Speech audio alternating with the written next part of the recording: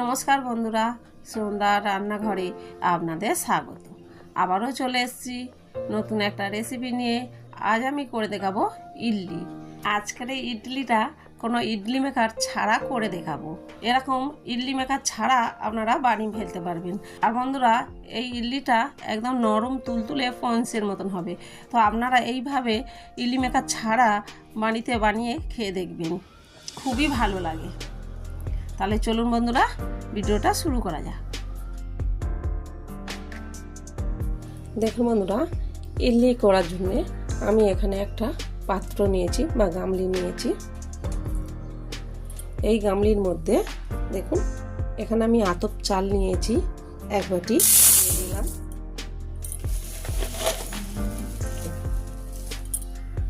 দেখুন, আরও এক বাটি দিয়ে দিচ্ছি। দু বাটি আতপ চাল নিয়েছি। আর চালটা দেখুন কত সুন্দর, একদম পরিষ্কার সাদা ধপধপ করছে। আর নিলাম দেখুন ওই বাটিতে করে আরও দু বাটি আমি বিউলির ডাল নিলাম।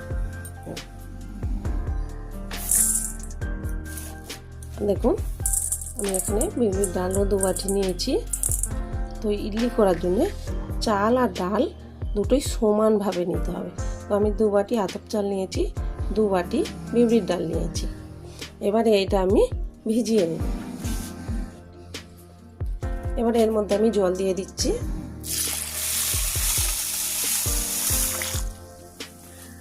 একটু হাত দিয়ে নেড়ে দিচ্ছি।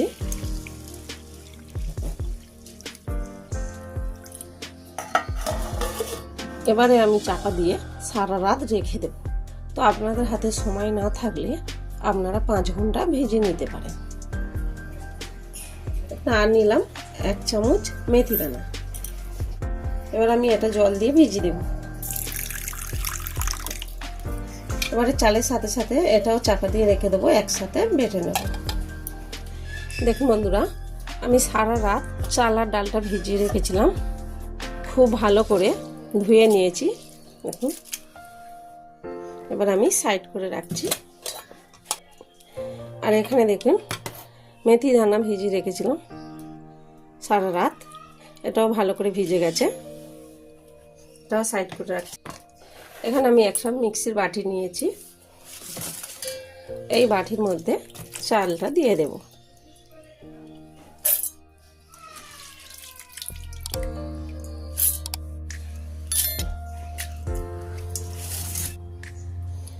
এবার আমি এর মধ্যে মেথি দানা দিয়ে দিচ্ছি। এই মেথি দানা দিলে ইডলির টেস্টটা আরও বেড়ে যায়। অবশ্যই মেথি দানা দিতে হবে। এবার এর মধ্যে আমি অল্প করে জল দিয়ে দিচ্ছি।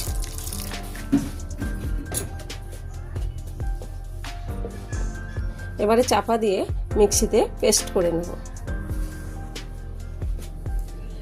দেখুন বন্ধুরা, খুব ভালো করে পেস্ট করে নিচ্ছি। চাপাটা খুললাম। দেখুন ভালোভাবে পেস্ট করা হয়ে গেছে। এবার আমি এখানে একটা গামলি নিয়েছি, এই গামলির মধ্যে ঢেলে দেব।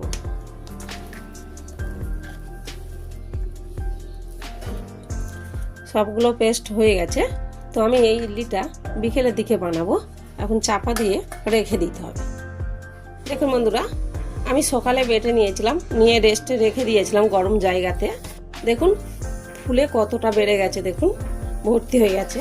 দেখুন কতটা ফেঁপে গেছে, দেখুন ফেঁপে উঠেছে। দেখুন এর মধ্যে ফাটা যাবে না, তাই এটা আমি একটা বড় জায়গাতে ঢেলে নেব। এই জায়গার মধ্যে ঢেলে নিচ্ছি। তো দেখুন বন্ধুরা, পুরোটা ঢেলে নিয়েছি। এবার আমি দিয়ে দিচ্ছি ওর মধ্যে নুন। দেখুন 2 চামচ নুন দিয়ে দিলাম। এবারে খুব ভালো করে ফেটে নেব।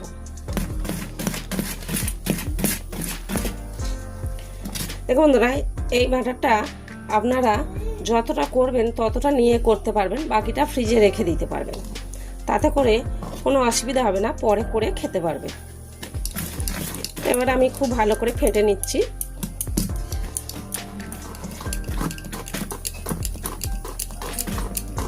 খুব ভালো, দেখুন বন্ধুরা, খুব ভালো করে ফেটে নিয়েছি।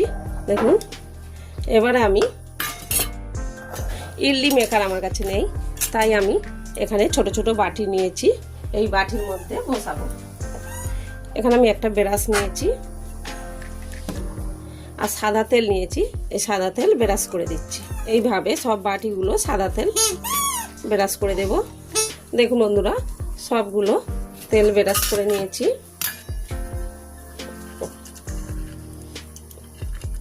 এইভাবে সব বাটিগুলো তেল লাগিয়ে নিয়েছি।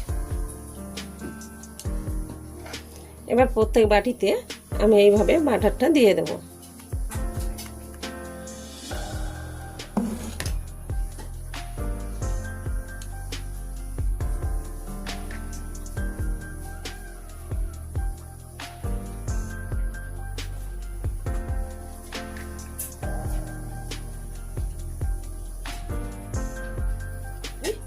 সব বাটিগুলোর মধ্যে দিয়ে দিচ্ছি।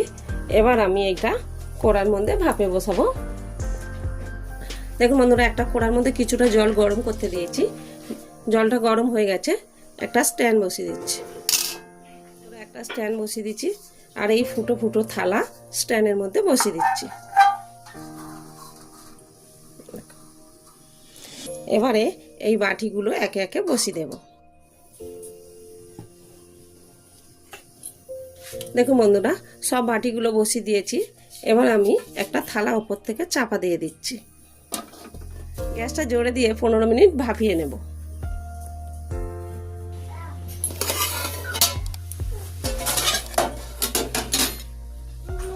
এখানে একটা টুথপিক নিয়েছি, এইটা আমি গেঁথে দেখছি। দেখুন হয়ে গেছে। এবারে বাটিগুলো তুলে নিচ্ছি।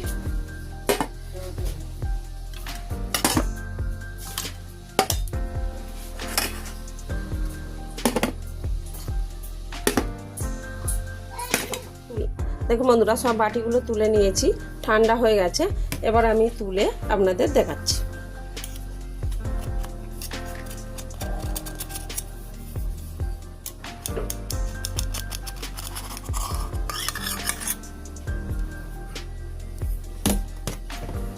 দেখুন কত সুন্দর হয়েছে, দেখুন নরম আর পঞ্চের মতন হয়েছে। দেখুন আরও একটা তুলে দেখাচ্ছি।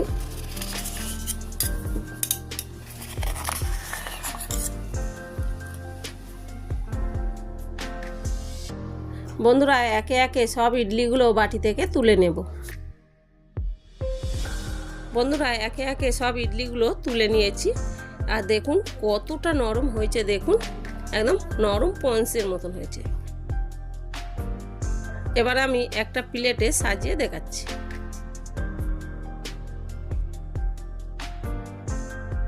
দেখুন বন্ধুরা, ইডলিগুলো আমি একটা প্লেটে সাজিয়ে নিয়েছি। আমি একটা ভেঙে আপনাদের দেখাচ্ছি।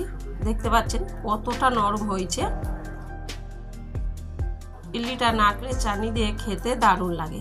আমি যেভাবে বানিয়েছি, আপনারা যদি এইভাবে বানান তাহলে এরকম নরম তুলতুলে ইডলি হবে। তাহলে বন্ধুরা, আপনারা অবশ্যই বাড়িতে বানিয়ে খেয়ে দেখবেন আর আমার ভিডিও ভালো লাগলে কমেন্টে জানাবেন।